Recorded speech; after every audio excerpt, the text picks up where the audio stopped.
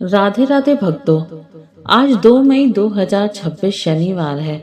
आज का दिन विशेष है क्योंकि आज से जेठ मास का पावन महीना प्रारंभ हो रहा है। विशेष बात यह है कि इस बार ज्येष्ठ मास में पुरुषोत्तम मास यानी अधिक मास भी लग रहा है, जिससे यह महीना 59 दिनों का हो गया है और आज नारद जयंती भी है।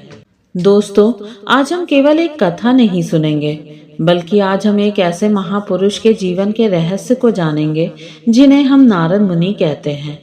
क्या आप जानते हैं कि संसार के सबसे पहले न्यूज़ रिपोर्टर कहे जाने वाले नारद जी कभी एक दासी के पुत्र थे।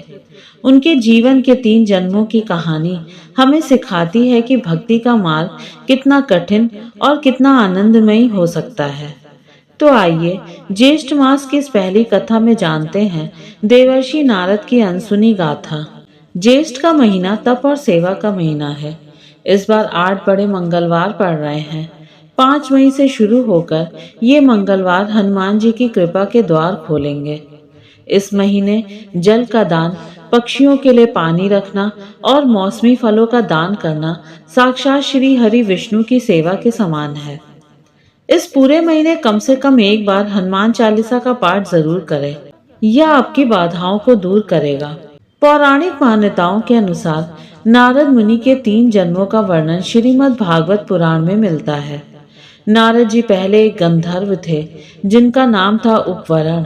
वे भगवान की लीलाओं में डूबे रहने वाले थे, लेकिन एक बार ब्रह्मा जी की सभा में उन्होंने अपनी पत्नियों के साथ कीर्तन के दौरान मर्यादा का उल्लंघन किया और हंसी मजाक किया। क्रोधित होकर ब्रह्मा जी ने उन्हें शूद्र होने का श्राप दे दिया। ब्रह्मा जी के श्राप से वे एक दासी के गर्भ से उत्पन्न हुए। पिता का देहांत उनके जन्म के तुरंत बाद हो गया, लेकिन यहाँ से नारद जी का भक्ति सफर शुरू हुआ।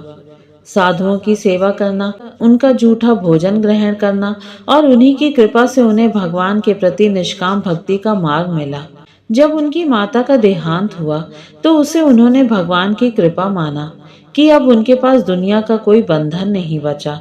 यही वह जन्म था जहां उन्हें भगवान का पहला दिव्य दर्शन हुआ। साधना के बाद वे ब्रह्मा जी के मानस पुत्र बनकर प्रकट हुए। तब से वे नारायण नारायण कहते हुए त्रिलोक में भक्ति का प्रचार कर रहे हैं। अक्सर लोग सोचते हैं कि नारद मुनि केवल इधर उधर की खबरें पहुंचाते हैं, लेकिन सच यह है कि वे भगवान की लीला को पूर्ण करने वाले सूत्रधार हैं। लेकिन क्या बड़े बड़े भक्तों को अहंकार नहीं हो सकता? एक बार नारद जी को भी अहंकार हो गया कि वे भगवान के सबसे प्रिय भक्त हैं। तब भगवान ने उन्हें सबक सिखाने के लिए क्या किया, आइए जानते हैं। भगवान ने नारद जी के अहंकार को तोड़ने के लिए तुला दान यानी कि वजन के बराबर दान का प्रसंग रचा। जब सब हीरे जवाहरात कम पड़ गए, तब केवल एक तुलसी के पत्ते ने भगवान के वजन का संतुलन बना दिया। इससे नारद जी को समझ आया कि प्रेम का वजन भौतिक वस्तुओं से नहीं, केवल भक्ति से तौला जा सकता है। एक बार नारद जी ने भगवान से महल मांगा तो भगवान ने उन्हें द्वारिका की 16,108 रानियों के महलों में उलझा दिया। वहां जगह न मिलने पर नारद जी को समझ आया कि जिसे संसार में सब कुछ प्राप्त है, वह भी अपनी माया में उलझा है। तब उन्होंने अपनी मुक्ति मांगी। भक्तों, नारद जी के जीवन से हमें 2 बातें सीखनी चाहिए। भक्ति में बाधाएं आती हैं, लेकिन वे अंत नहीं हैं।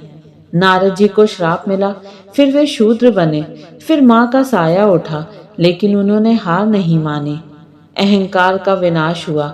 जब जब नारद जी को लगा कि वे श्रेष्ठ हैं, भगवान ने उन्हें प्रेम से आईना दिखाया। आज ज्येष्ठ मास के पहले दिन आइए हम भी संकल्प लें कि इस मास में हम अपने मन के अहंकार को त्याग कर भगवान की सेवा में खुद को समर्पित करेंगे। भगवान श्री कृष्ण आपकी समस्त मनोकामनाएं पूर्ण करें। अगर आपको आज की यह कथा पसंद आई हो तो इसे अपने परिवार और मित्रों के साथ साझा करें और कमेंट में जय श्री कृष्ण लिखना ना भूलें।